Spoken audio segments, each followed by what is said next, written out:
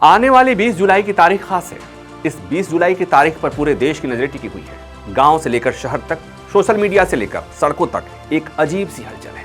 एक बेचैनी है जैसे कुछ बड़ा होने वाला है। और सवाल यही है कि क्या ये उठती हुई लहर 20 तारीख को कहर बनकर सरकार को झुकाने की ताकत रखेगी या फिर सिस्टम इसे उठने से पहले ही दबा देगा। आइए इस सवाल का जवाब ढूंढने की कोशिश करते हैं। यहाँ बुद्ध हुए हैं, यहाँ युद्ध हुए हैं, यहाँ तंत्र हुए हैं, यहाँ मंत्र हुए हैं, अनगिनत बलिदानों की अग्नि में तपे हैं, तब जाकर हम स्वतंत्र हुए हैं। एक तरफ सोनम वांगचुक है, कमजोर होती सेहत के बावजूद अडिग इरादों के साथ बुद्ध के मार्ग पर चलते हुए शांति और सत्याग्रह का संदेश देकर जंतर मंतर से संसद तक जाने का संकल्प लिए हुए। और दूसरी तरफ सरकार है जो मौन है।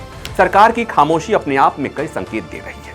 इतिहास गवाह है, जब जब आंदोलन सड़कों पर उतरता है, वक्त की धड़कनें तेज हो जाती है और हालात पल भर में नियंत्रण की सीमाएं लांघ जाती है। किसान आंदोलन इसका सबसे बड़ा उदाहरण है, जहां शांत शुरुआत के बाद हालात ऐसे बिगड़े कि दिल्ली की सीमाएं घिर गई। सैकड़ों की संख्या में ट्रैक्टर और हजारों की संख्या में किसान लाल किले तक पहुंच गए और पूरा सिस्टम हिल गया। और 26 जनवरी को तस्वीर सामने आई जिसकी कल्पना भी किसी ने नहीं की थी। अब सवाल ये है कि 20 तारीख को आखिर होगा क्या? 20 तारीख यह सिर्फ तारीख नहीं है, ये वो मोड़ है जिसका अंजाम केवल सरकार को पता है। दो ही रास्ते हैं, जी हाँ, दो ही रास्ते। या तो ये शांति मार्च अपने इरादों की मजबूती के साथ संसद के दरवाजे तक पहुंचेगा और सरकार को झुककर बात करनी पड़ेगी, या फिर उससे पहले ही हालात बदल दिए जाएंगे और कदम बढ़ने से पहले ही रास्ते रोक दिए जाएंगे। आज रामलीला मैदान की उस घटना पर बात करना जरूरी है। भ्रष्टाचार और काले धन के खिलाफ अनशन कर रहे बाबा रामदेव और उनके समर्थकों पर पुलिस ने 4 जून 2011 की आधी रात को दिल्ली के रामलीला मैदान में बल प्रयोग किया था। केंद्र सरकार के निर्देश पर पुलिस ने आंसू गैस, वाटर कैनन और लाठीचार्ज का प्रयोग किया। वहां मौजूद भीड़ को बुरी तरह से खदेड़ दिया गया, जिसमें कई लोग घायल भी हुए थे। वो बात अलग है कि पुलिस जब मंच की तरफ बढ़ी, गिरफ्तारी से बचने और मैदान से सुरक्षित निकलने के लिए बाबा रामदेव ने महिलाओं के कपड़े पहन लिए थे। ऐसे में 20 तारीख को 2 तस्वीरें साफ दिखाई दे रही हैं। पहली तस्वीर, सोनम वांगचुक का मार्च जंतर मंतर से निकलता है, भीड़ जुटती है और बिना टकराव के संसद तक पहुंच जाती है। सरकार बातचीत के लिए आगे आती है और ये दिन लोकतंत्र में जनता की ताकत का प्रतीक बन जाता है। दूसरी तस्वीर भयावह और खतरनाक है।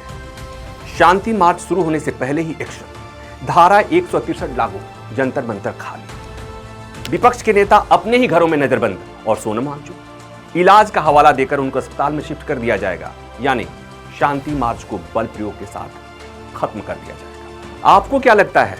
अपनी राय जरूर बताइएगा। देखिए, हमें याद रखना होगा कि ये वही धरती है जहां बुद्ध हुए हैं तो युद्ध भी हुए हैं, यानी यह धरती शांति की भी है और प्रतिरोध की भी। आज भी तस्वीरें 2 हिस्सों में बटी हैं।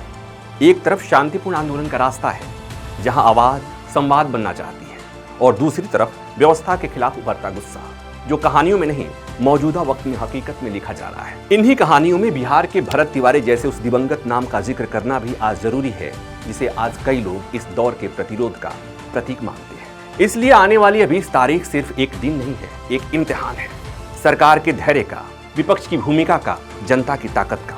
और अब पूरा देश यही देख रहा है कि क्या ये लहर सच में बदलाव लाएगी या फिर खामोशी के पीछे लिखी जा रही स्क्रिप्ट सब कुछ बदल देगी।